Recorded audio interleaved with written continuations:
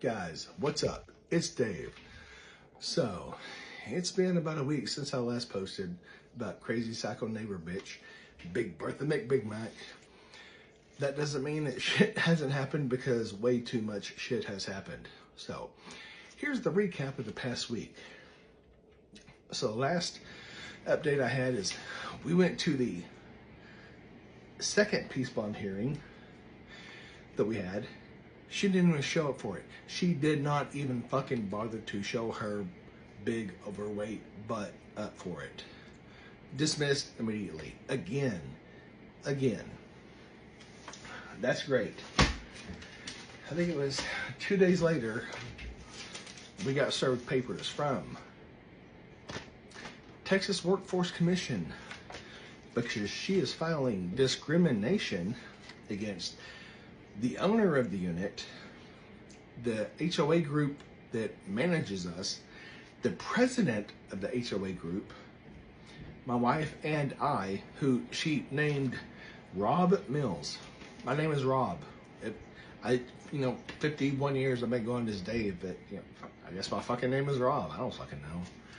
So, discrimination and harassment. We have 2 peace bond hearings. Now we have to deal with this. That's wonderful.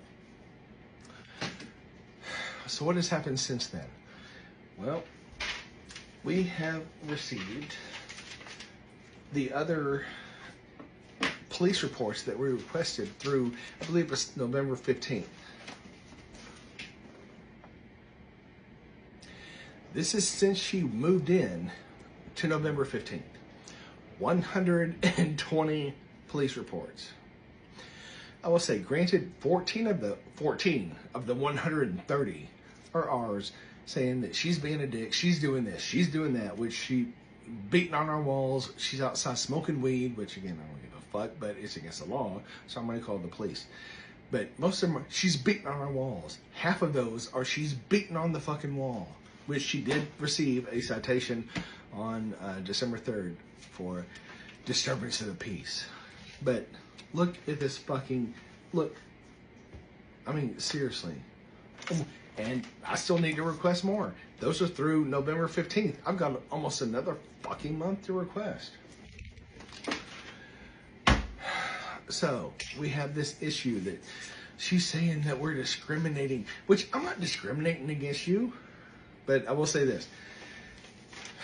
In this article, but with the paperwork that we received, we learned that she received her first eviction notice on September 12th. Her housing money was denied. She quit receiving money. She's been kicked off of the voucher program because of all this, and she's still fighting it. She received her second eviction notice, November 30th. Does she slow down her issues? Does she slow down her problems? Does she slow down being an ass to us? Not really, but hang on to that. So, thanks to this discrimination thing that we have to deal with, that we literally, it's such a fucking legal issue that we have to take time off work to deal with this bullshit. I have 130 police reports.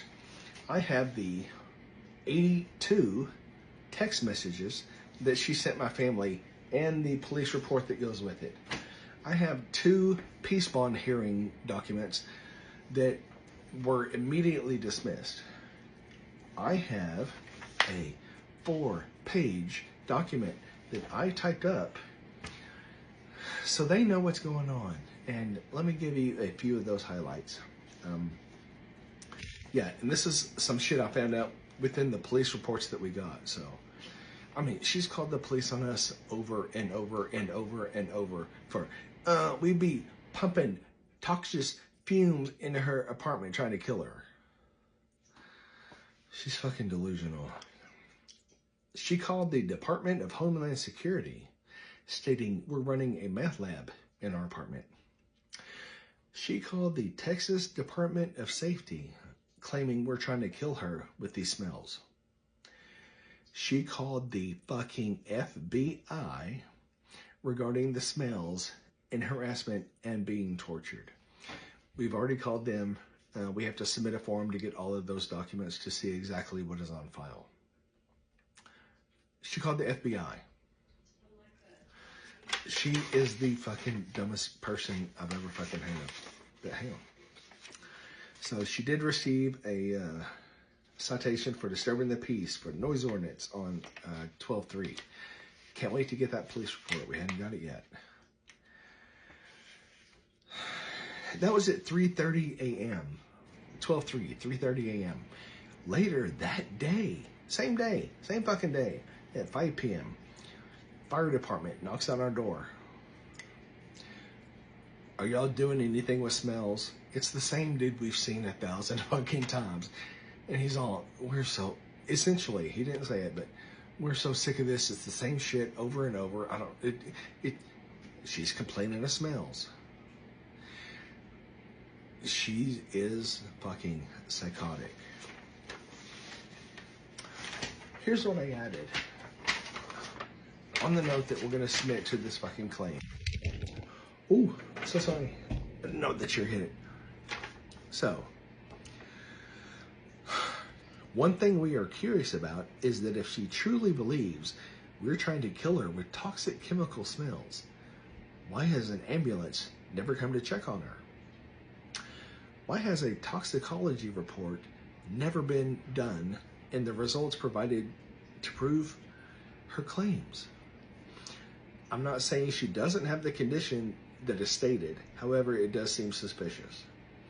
She claims she has a disability of being sensitive to smells, yet she smokes marijuana and has a bulldog that she keeps by her side constantly. Best part. According to www.hopkinsmedicine.org, it's not Bob's Hospital, hopkinsmedicine.org, quote, multiple chemical sensitivity, or IEI, is under debate in the medical field at this time. Some healthcare providers question if the underlying illness is not medical, but psychiatric. Which, let me go back to my previous statement that I told them.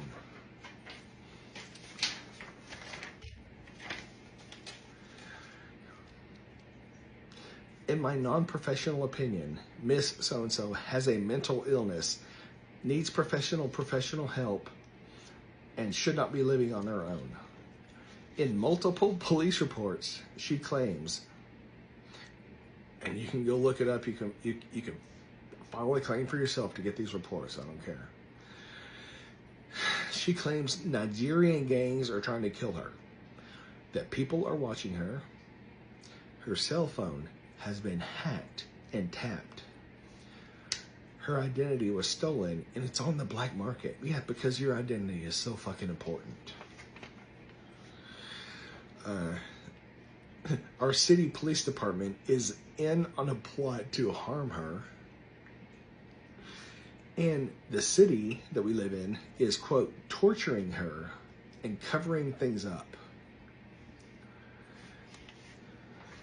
I seriously think this chick has a fucking mental illness. It would be funny if I didn't have to live next to her, but she is continuing to do this.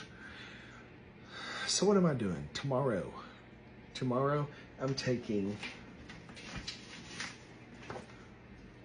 all of this paperwork to my city police department, and I am going to ask for harassment charges against her.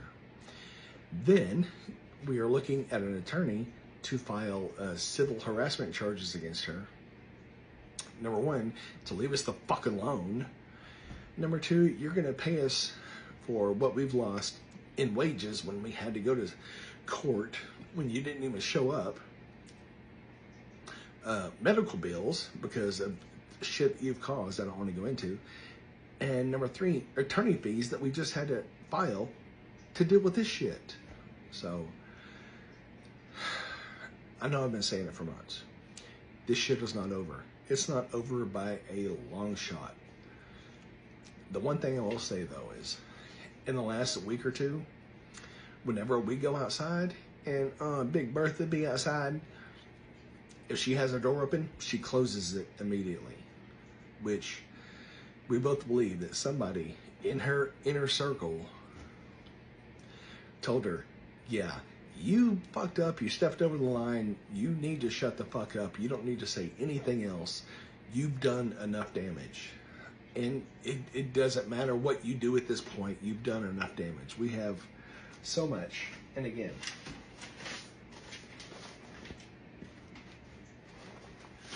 so much fucking proof of the shit that you've done. And your best argument is, they be harassing me and torturing me. You got 500 pages of paperwork to prove it? No. I do. So, again, don't go anywhere. It's not over. It's not over by a long shot. I can't wait till this fucking hearing. I hope I don't have another report to post, because honestly, she's been hanging low for the past week or so. But that doesn't mean things are over, because we're going to have another court date or two, if not three. So, I appreciate you guys watching. I know it's a whole lot of fun watching this shit. It's not fun living through it, but